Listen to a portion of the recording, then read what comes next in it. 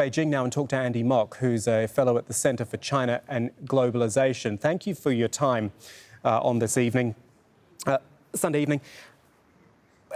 First of all, what do we know about this actually happening? This could have happened, I believe, back in August, and it's now being revealed now. Well, thank you for having me, Kamal.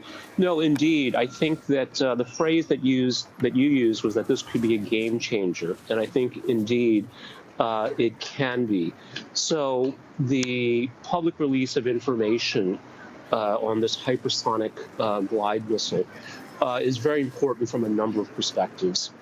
First of all, it apparently caught U.S. intelligence by surprise. So I think that's an interesting point to note here.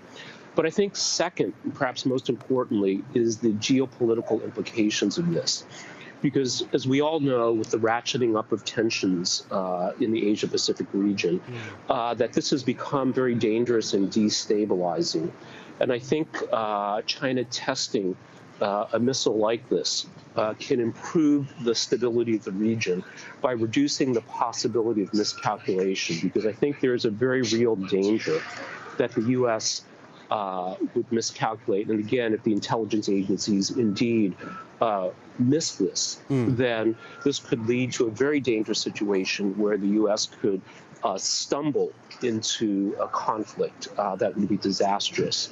And I think now that this has become widely known, that it enhances stability in the region by reducing the likelihood of miscalculation and conflict.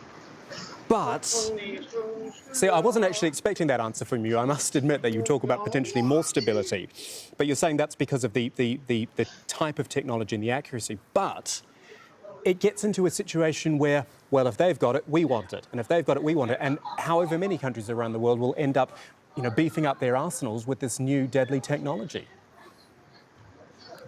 Yes, absolutely. I think you mentioned also that China is not the only country either with plans or advanced developments with this type of armament. But I think that would have happened irrespective. And we certainly know the United States and Russia, as you mentioned, are pursuing this technology as well. But the most dangerous flashpoint in the world today is in Asia. And the biggest risk is the U.S., again, blundering, stumbling its way into a conflict. And I think now that it's very clear what the potential costs could be, and that they are much higher than the U.S. Has recognized, that, again, this is, I think, a force for stability and reducing the likelihood of conflict in the region. Is this the type of technology which gets shared, or is it really up to individual countries? If they want it, they've got to find their own way? Yeah, I think that's a very good question. So we've seen, of course, in one sense, the crown jewels of technology, nuclear propulsion that the U.S. has, that has shared with the U.K. and then most recently Australia. So I think that on the one hand, these are enormously valuable strategic technologies, and because of that, any decision to share with other countries, I think, would not be taken lightly.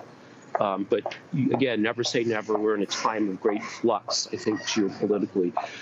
So, question mark, I would say, on that one. But yeah, never say never, for sure. Andy Mock, joining us from Beijing today. Thank you for your time. We appreciate it. Thank you, Kamal.